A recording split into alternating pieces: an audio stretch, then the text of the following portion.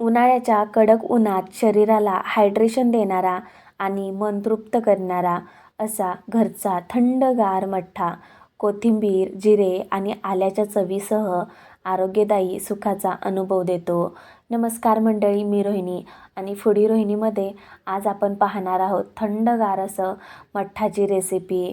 तर तुम्हीसुद्धा या उन्हाळ्यामध्ये ही मठ्ठा बनवून पहा आणि ताजेतवाने राहा. बनवायला अगदी इझी आहे हा. जसं आपण बाहेरून मठ्ठा घेऊन येतो ना, सेम त्याच पद्धतीचा घरीसुद्धा बनवू शकतो. तर रेसिपी आहे ना पूर्णपणे पहा. तर मंडळी, मठ्ठा बनवण्यासाठी सर्वात पहिले एक वाटण बनवून घ्यायचं आहे आपल्याला. तर मिक्सरचं भांडं घेतलेलं आहे. त्यामध्ये 8 ते 10 लसूण पाकळ्या टाकलेल्या आहेत. त्याचबरोबर 2 हिरव्या मिरच्यासुद्धा टाकून घेतलेल्या आहेत. यानंतर यामध्ये टाकत आहे 2 ते 3 आल्याचे तुकडे.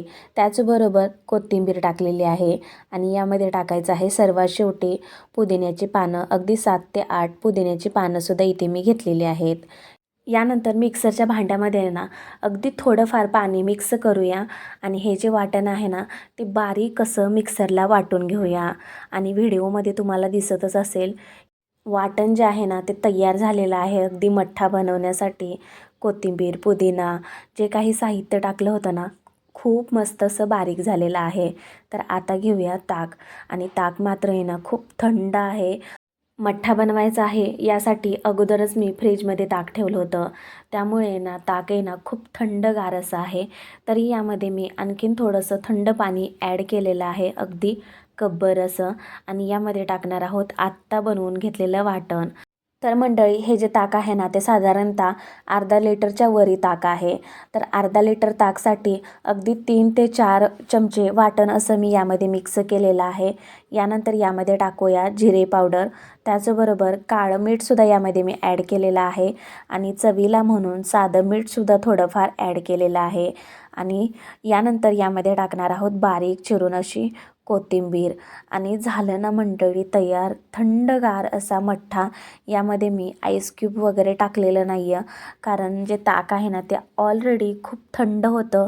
यासाठी आलं, जिरं आणि कोथिंबिरीचा सुवास मठ्ठ्याचा प्रत्येक घोट देतो मनाला उल्हास.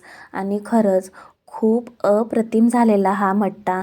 जसा आपण बाहेर कुठे गेल्यानंतर थंडगार मठ्ठा बघितल्यानंतर लगेच पितो ना, तसाच. तर आम्ही हा घरच्या घरी बनवून मठ्ठा आहे ना खूप एन्जॉय केला. तर मला वाटतं तुम्हीसुद्धा बनवावा आणि तुमच्यासुद्धा घरच्यांना नक्कीच खुश करावं. या उन्हाळ्याच्या कडक उन्हामध्ये आहे ना शरीराला हायड्रेशन देणारा हा मठ्ठा जरूर तुम्हीसुद्धा तुमच्या घरीच बनवा आणि एन्जॉय करा. रेसिपी आवडल्यास लाईक करा, शेअर करा आणि अशाच नवनवीन रेसिपी पाहण्यासाठी फूडी रोहिणीला सबस्क्राईब मात्र नक्की करा. धन्यवाद.